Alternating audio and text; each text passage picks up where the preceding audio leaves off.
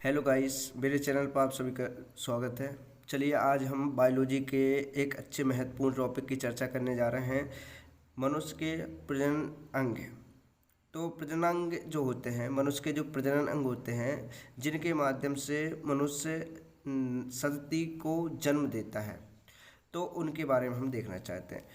तो इसमें लिखा है, प्रत्येक लिंग के जीवों में विशिष्ट प्रकार के प्रजनन अंग, अर्थात चाहे वो मादा हो या नर, प्रत्येक जीव में कह रहा है, प्रत्येक लिंग के जीव में विशिष्ट प्रकार के प्रजनन अंग जैसे कि प्रजनन वाहिनियाँ एवं सहायक संरचनाएं पाई जाती हैं। मनुष्य के सभी प्रजनन अंगों को उनके कार्य के आधार पर दो समूहों, प्राथमिक एवं द्वितीयक प्रजनन अंगों में वर्गीकृत किया गया है। मनुष्य के सभी प्रजनन अंगों को जो भी मनुष्य के प्रजनन अंग होते हैं, उनको उनके कार्य के आधार पर दो समूहों में, प्राथमिक एवं द्वितीयक प्रजनन अंगों में वर्गीकृत किया गया है, अर्थात बांटा गया है। तो चलिए सबसे पहले देखते हैं हम मनुष्य के प्राथमिक प्रजनन अंग। तो प्राथमिक प्रजनन अंग में क्या कह रहा है, प्राथमिक प्रजनन अंग जो होते हैं उनको जनद कहते हैं। और जनदों का कार्य क्या होता है, तो जो जनद होते हैं, प्राथमिक जनन अंगों को जनद कहते हैं। और जनदों का प्रमुख कार्य क्या होता है, तो प्रमुख कार्य होता है युग्मकों का निर्माण, युग्मक बनाना। युग्मक मतलब जैसे नर में नर युग्मक अर्थात शुक्राणु का बनना, मादा में मादा युग्मक अर्थात अंडाणु का बनना, है ना। तो प्राथमिक जननांगों जो होते हैं उनको जनद कहते हैं। और जनदों का प्रमुख कार्य होता है युग्मकों का निर्माण तथा लिंग हार्मोन्सों का स्त्रावण। और जो लिंग हार्मोन्स होते हैं उनका निकलना ना, उनका स्त्रावण करना। पुरुषों का जनद, जो पुरुषों का जनन अंग होता है या जनद होता है, उसे विषण कहते हैं, है ना। विषण होता है जो करता, कौन से युग्मक बनाता है, तो पुरुषों का जनद जो होता है वो विषण होता है, जो कि नर युग्मक अर्थात शुक्राणुओं का निर्माण करता है। देखो, पुरुषों के जनन अंग को विषण कहते हैं और विषण का कार्य होता है, विषण कौन में होता है, नर में। तो नर के अंदर ये नर युग्मक बनाता है और नर युग्मक को हम शुक्राणु कहते हैं, शुक्राणु का निर्माण होता है। तो पुरुषों के जनद को या जनन अंग को विषण कहा जाता है और विषण का कार्य होता है नर युग्मक बनाना, और नर युग्मक को हम शुक्राणु कहते हैं, अर्थात शुक्राणु का बनना। इसी प्रकार स्त्रियों का जो जनद होता है अर्थात जनन अंग होता है वो अंडाशय होता है, जो मादा युग्मक अर्थात अंडाणुओं को बनाता है ना। आगे चलते हैं, क्या लिखा है, जनदों की वृद्धि और जनदों के रखरखाव और जनदों के कार्य फॉलिकल स्टिमुलेटिंग हार्मोन्स जिसे FSH हार्मोन्स कहते हैं, ल्यूटिनाइजिंग हार्मोन्स जिसे LH कहते हैं, में होता है ना। तो जनदों की रखरखाव, है ना, जनदों की वृद्धि एवं कार्य फॉलिकल स्टिमुलेटिंग हार्मोन्स और ल्यूटिनाइजिंग हार्मोन्स में होता है। ये हार्मोन्स निकलते कहाँ से हैं, तो ये जो हार्मोन्स हैं, ये दोनों हार्मोन्स ये पीयूष ग्रंथि की अग्रपाली से स्त्रावित होते हैं, मतलब निकलते हैं। सेकेंडरी प्रजनन अंग देखिए, कह रहा है द्वितीयक प्रजनन अंग हमने देखा था कार्य के आधार पर, है ना। जो प्रजनन अंग होते हैं उनको दो समूहों में बांटा गया था, प्राथमिक और द्वितीयक। तो द्वितीयक कौन से होते हैं, तो द्वितीयक प्रजनन अंग जो होते हैं ये अंग ना तो किसी प्रकार के हार्मोन्सों का स्त्रावण करते हैं और ना ही युग्मक बनाते हैं, है ना। ये ना तो किसी भी प्रकार के हार्मोन्स को स्त्रावित करते हैं और ना ही किसी प्रकार की युग्मक बनाते हैं। इनके द्वारा ना तो हार्मोन्स स्त्रावित होते हैं और ना ही कोई युग्मक बनता है, बल्कि ये प्रजनन अंगों में विशिष्ट भूमिका निभाते हैं। ये प्रजनन में विशिष्ट भूमिका निभाते हैं, है ना। प्रजनन की प्रोसेस में भूमिका है इनकी महत्वपूर्ण। हाँ, आगे क्या लिखा है देखो, एक बार और पढ़ लो कि द्वितीयक प्रजनन अंग जो होते हैं ये ना तो किसी भी प्रकार के हार्मोन्स को स्त्रावित करते हैं और ना ही युग्मक बनाते हैं, बल्कि ये प्रजनन अंगों में विशिष्ट भूमिका, प्रजनन में मतलब जन्म देने की क्रिया में विशिष्ट भूमिका निभाते हैं। उदाहरण, पुरुषों में जो प्रोस्टेट ग्रंथि होती है, शुक्राशय होता है, वाहिकाएँ होती है एवं जो सेशन होता है, इन्हें सेकेंडरी प्रजनन अंग कहते हैं, मगर कौन के, पुरुषों के। ऐसे ही स्त्रियों में भी सेकेंडरी अंग होते हैं जिन्हें द्वितीय प्रजनन अंग कहते हैं। स्त्रियों में कौन होते हैं, अंडवाहिनी, गर्भाशय, योनि, स्तन ग्रंथियाँ। ये मादा के अंदर सेकेंडरी अंग माने जाते हैं, प्रजनन अंग माने जाते हैं। तो ये हमने समझा है ना। प्रजनन अंग जो होते हैं वो कार्य के आधार पर दो समूहों में बांटे जाते हैं, प्राथमिक जनन अंग, है ना, द्वितीयक जनन अंग।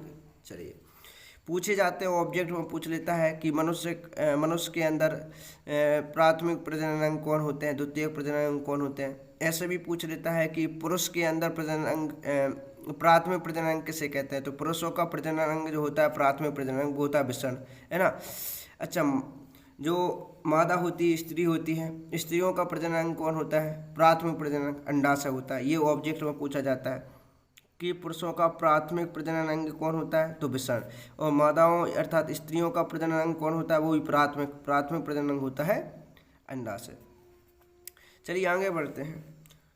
प्राथमिक एवं द्वितीयक प्रजनन अंगों में अंतर, इनके बीच में क्या अंतर है, तो देखिए इनके बीच में अंतर देख लीजिए, प्राथमिक प्रजनन अंग और सेकेंडरी प्रजनन अंग। तो प्राथमिक प्रजनन अंग जो होता है इन्हें हम जनद कहते हैं, है ना। तो प्राथमिक जनन अंगों को हम जनद कहते हैं, और द्वितीयक, है ना, इन्हें क्या कहते हैं, तो प्रजनन अंग या वाहिनियाँ या ग्रंथियों के नाम से इनको जाना जाता है।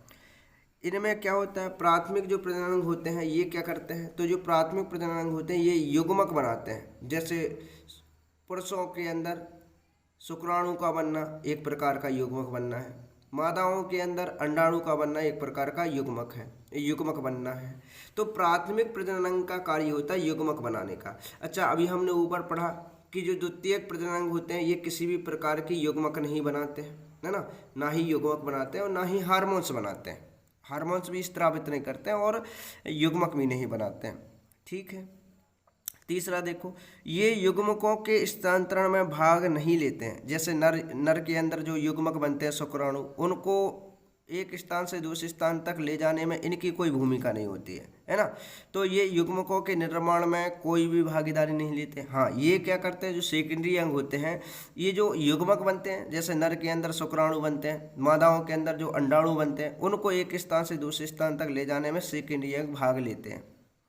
अच्छा, ये जो प्राथमिक अंग होते हैं ये लिंग हार्मोन्स स्त्रावित करते हैं, है ना, इनके द्वारा लिंग हार्मोन्स निकलते हैं। मगर ये सेकेंडरी अंग होते हैं, इनमें से कोई भी हार्मोन्स नहीं निकलता, ना ये युग्मक बनाते हैं और ना ही इनसे कोई हार्मोन्स का स्त्रावण होता है, किसी भी प्रकार का हार्मोन्स इनमें नहीं निकलता।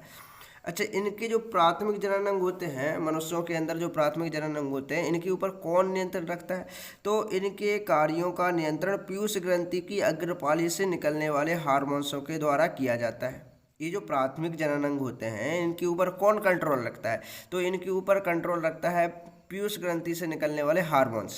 अच्छा, इनके ऊपर कौन कंट्रोल रखता है, तो कह रहा उसके कार्यों का नियंत्रण जननों के द्वारा हार्मोन्स जो स्त्रावित होते हैं के द्वारा किया जाता है। मतलब इनसे जो हार्मोन्स निकलते हैं, प्राथमिक जनन अंगों से जो हार्मोन्स निकलते हैं, वही क्या करते हैं, द्वितीयक जनन अंगों को नियंत्रित रखते हैं। इनसे निकलने वाले हार्मोन्स इनके कार्यों को कंट्रोल करते हैं। चलिए मैं एक आपको संरचना दिखाता हूँ, संरचना नहीं है, मतलब एक सीरीज है जो कि नर जनन तंत्र से संबंधित है ना। तो नर जनन तंत्र के ये जो भाग हैं इनको आप अच्छे से याद कर लें, इनमें से कई बार ऑब्जेक्ट बन जाते हैं। तो देखिए, नर जनन तंत्र में नर के अंदर जो जनन तंत्र होता है जिसे नर जनन तंत्र कहते हैं। अब इसमें कौन कौन से पार्ट्स होते हैं और कौन कौन से पार्ट्स सिंगल होते हैं, कौन कौन से जोड़ी में होते हैं। तो देखो, नर के अंदर एक जोड़ी विषण होते हैं, जोड़ी का मतलब दो ना, एक जोड़ी अधिविषण होते हैं। अच्छा, ऊपर एक क्या लिखा है, एक जोड़ी विषण अर्थात एवं विषण कोश कह सकते हैं आप, एक जोड़ी विषण एवं विषण कोश होते हैं, एक जोड़ी अधिविषण होते हैं, एक जोड़ी शुक्र वाहिकाएँ होते हैं, शुक्राणु को ले जाने वाली, है ना, एक जोड़ी शुक्राशय होते हैं। हाँ, ये जोड़ी में थे, अब इसमें सिंगल है। कह रहा एक मूत्र मार्ग होता है, एक प्रोस्टेट तथा काउपर्स ग्रंथि होती है। 7 नंबर में क्या लिखा, एक सेशन होता है, ये सिंगल है, बाकी ये सब जोड़ियों में है। तो इनके नाम याद रखना, पेपर में सीधे पूछ लेता है कि कौन जोड़ी में होता है कौन सिंगल होता है ना। तो एक जोड़ी विषण या विषण कोश होता है, एक जोड़ी अधिविषण कोश होता है, विषण होता है, एक जोड़ी शुक्र वाहिकाएँ, एक जोड़ी शुक्राशय, एक मूत्रमार्ग, एक प्रोस्टेट ग्रंथि या काउपर्स ग्रंथि, एक सेशन, है ना। तो इस प्रकार से ये सीरीज है जो कि किसके लिए है, नर जनन तंत्र के लिए है। ठीक है। गाइस अगर आपको सेशन पसंद आए तो लाइक कमेंट शेयर ज़रूर कीजिए, है ना।